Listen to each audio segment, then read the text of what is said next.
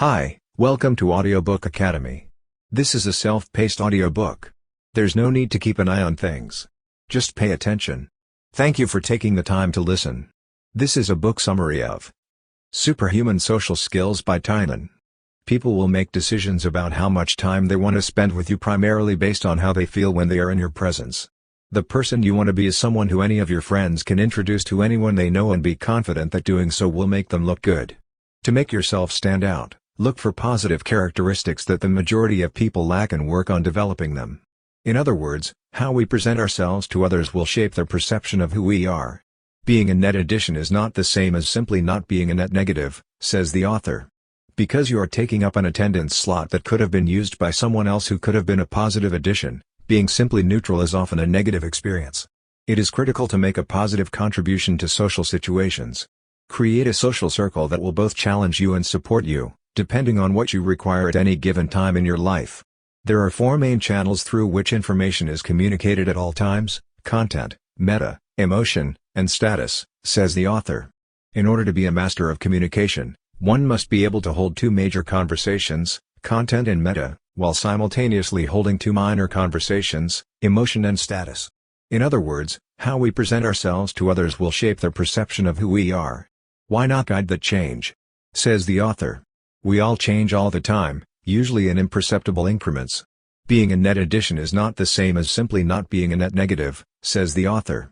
Because you are taking up an attendance slot that could have been used by someone else who could have been a positive addition, being simply neutral is often a negative experience. It is critical to make a positive contribution to social situations. You will significantly increase the number of events to which you are invited by ensuring that you are always a net addition, even if that addition is not a significant one. In order to achieve this, you must first establish a social circle that will both challenge and support you, depending on your current needs. There are four main channels through which information is communicated at all times: content, meta, emotion, and status, says the author. The term content refers to what comes to mind when we think about communication in general. In the conversation, the meta channel is the undercurrent that runs through it. In other words, it's the meaning that lies behind the meaning, the implication. Meta can be read in isolation on occasion, but it is usually best understood in context. The emotion channel is more of a passive signal than it is an active signal, says the researcher. The status channel is constantly sending out clues about our relative position, which is the final point. In order to be a master of communication, one must be able to hold two major conversations, content and meta, while simultaneously holding two minor conversations, emotion and status. It's possible that the meta channel is the most important of the four. In order to fully comprehend the meta channel, it is important to understand that it is always active. In other words, the point of the meta channel is that it allows for shades of gray that are not available through the content channel. Communicating through the meta channel also allows people to maintain their dignity. In order to communicate effectively on the meta channel, it's important to constantly ask yourself why people say the things they say. In order to calibrate your brain, you must first make predictions and then check their accuracy later on in the process. Consider what you'd like to communicate and whether it would be more effective to do so on the content channel or the meta channel.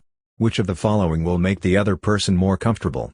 Which of the following will provide you with more options? Which provides them with a greater number of options? A great deal of conversation involves taking the other person on an emotional journey.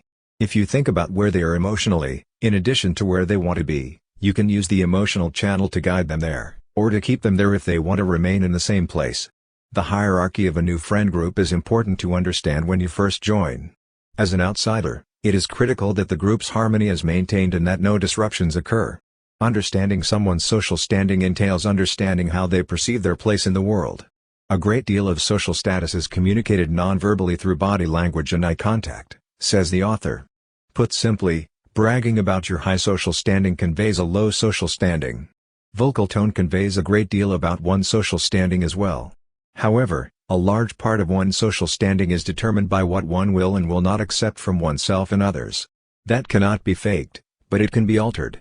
Strong outside influence can make it difficult to think for yourself, but expressing your own point of view in a clear and appropriate manner demonstrates that you have the ability to think for yourself, even in the face of strong outside influence. As a result of your actions, you will be respected.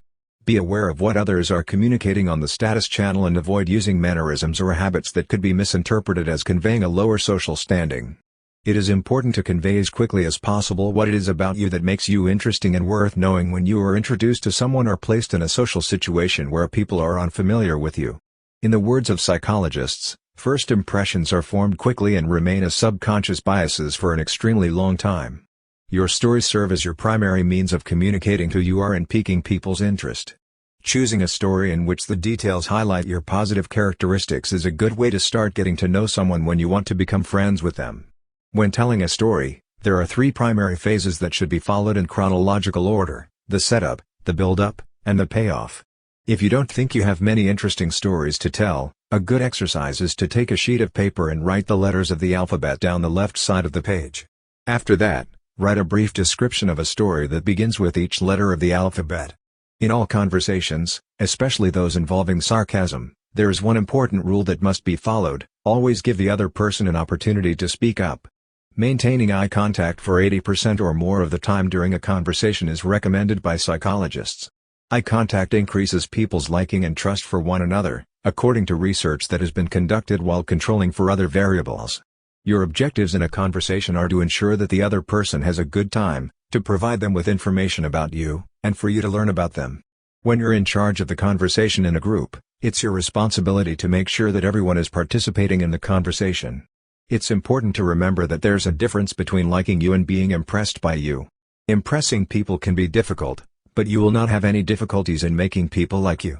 However you define yourself, start by adding the words happy and positive to the beginning of the description, and strive to be that version of yourself. People will make decisions about how much time they want to spend with you primarily based on how they feel when they are in your presence. It should be one of your top social priorities to assist others in meeting their future best friends, says the author. If you're getting to know someone, one of your first thoughts should be, who do I know who would be attracted to this person? Which of my acquaintances do they think they'd like? The person you want to be is someone who any of your friends can introduce to anyone they know and be confident that doing so will make them look good. Choose friends not because of what they can do for you, but because you admire and respect their personalities. One simple way to distinguish yourself is to identify positive characteristics that the majority of people do not possess and then develop them. In the event that you tell someone that you're going to do something, you should exercise extreme caution. Determine for yourself that you will follow up as soon as possible and will never fail to do so. As the saying goes, if you are consistently honest, even at the risk of inviting disagreement, your friends will be able to put their trust in everything you say, including the good things. It takes courage to be honest because it makes you vulnerable to criticism from others, says the author. A leader's primary responsibility is to advance the interests of the group as a whole. Thank you for listening in Audiobook Academy. Please don't forget to subscribe for more content like this. See you in next audiobook.